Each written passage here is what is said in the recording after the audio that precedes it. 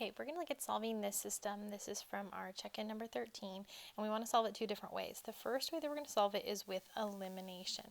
And so to use elimination, this is kind of a review of just solving a 2 by 2 system. We want to try and eliminate a variable by combining these equations together. So if you notice, right away that's a positive y and a negative y. So if we were to add the left two sides together, the y values would cancel. And we're also going to have to add the right sides together too to maintain balance. So on the left side, we have an x and a 2x. That makes 3x. And then the y and minus y cancels. And then this is equal to 6 plus 9 makes 15. So that eliminated the y, so then we're down to just a regular linear equation. One variable, we can solve for x. Divide by 3 on both sides, we get x equals 5. To solve a system means we're going to find both the x and the y that make both of these equations true. So we just need to plug that x equals 5 back into one of those equations. I'll plug it into the top one. And so we're going to have 5 plus y equals 6. So if we want to solve that, we can subtract 5, we get y equals 1. So our x is 5 and our y is 1, and then often what we'll do is write them as an ordered pair, 5, 1. And so really what that's telling us is if we were to graph these things, they're both lines and they're going to intersect at the point 5, 1. And just as an extra check, we could plug into that second equation to make sure it works. So 2 times the 5 minus the 1 is supposed to equal 9. So let's check that. This is 10. 10 minus 1 equals 9. It works. All right, so we know the answer to this system. It's that 0.5, 1.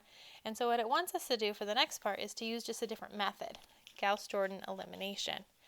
And so Gauss-Jordan elimination is when we want to try and use matrices to solve. And our goal with that is to try and get the 1s in the diagonal and then 0 below.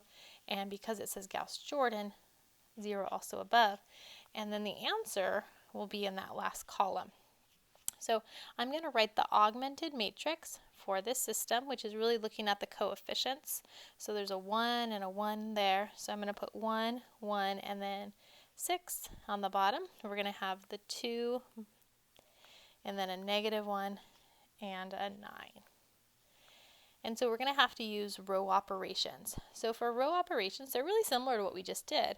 One of the row operations is you can add 2 rows together. And you can also multiply one of the rows by a number and add them together as well. So similar to how we canceled out the y's, we're going to look at these values here, and we could actually use those to cancel out that guy. That's one thing that we could do. And again, there's a few different ways you could go about this. Another strategy is to not go there just yet, but notice that we have a 2 here, and we want it to be a 0. That's one of our goals. This is already a 1, so that's done for us. And so to make a 2 go away, we'll need a negative 2. So if we want to go in that way, we would have to multiply row 1 by a negative 2 and add that to row 2.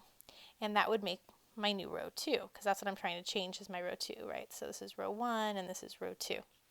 So negative 2 times row 1, looking at row 1 here, if we multiply it by negative 2, and you can do this in your head, I'm going to write it down so we can see, will be negative 2, negative 2, negative 12.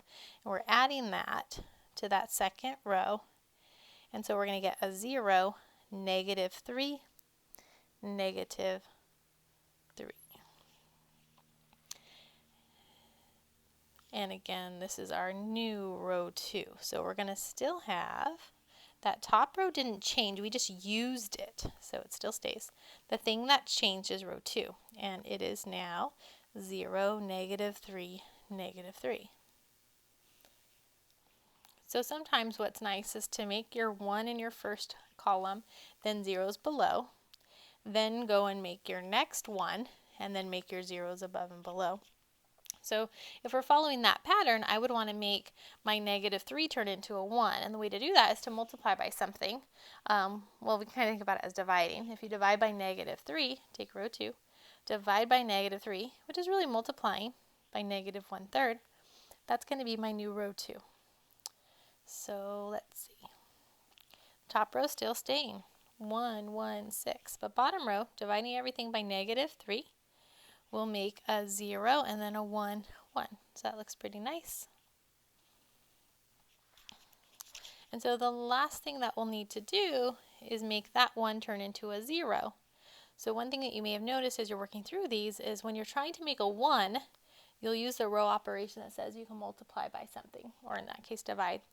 If you're trying to make a 0, you're normally going to use this like linear combination thing where you multiply a row by something and then add. So if I want to make this 1 into a 0, I'm going to need a -1. So if I take row 1 and add that to negative row 2, because we have this 1 here, we would just need a -1 to cancel out. And that would make my new row 1. So again, I'm going to jot it down here. Row 1 is 1, 1, 6. Negative row 2 would be 0, -1, -1. I'm going to add those together. That's going to be 1, 0, and then a 5. So that's my new row 1. So 1, 0, and then a 5. Row 2 didn't change. We just used it. So it'll be 0, 1, 1. And so now we are in a reduced row echelon form. That's what you see on that left side, which if we kind of go backwards, remember this is the x column, y column, and then the answer. This is saying x plus 0y equals 5, and 0x plus 1y equals 1. So we get x equals 5 and y equals 1.